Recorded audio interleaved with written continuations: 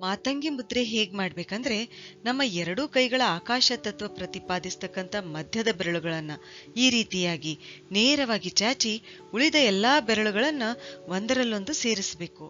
ಹೀಗೆ ಮಾತಂಗಿ ಮುದ್ರೆ ಮಾಡಿ ನಮ್ಮ ಮಣಿಪುರ ಚಕ್ರದ ಹತ್ರ ಹಿಡಿಬೇಕು ಮತ್ತು ದೀರ್ಘವಾಗಿ ಉಸಿರಾಡುತ್ತಾ ನಮ್ಮ ಉಸಿರಿನ ಮೇಲೆ ಗಮನ ಕೇಂದ್ರೀಕರಿಸಬೇಕು.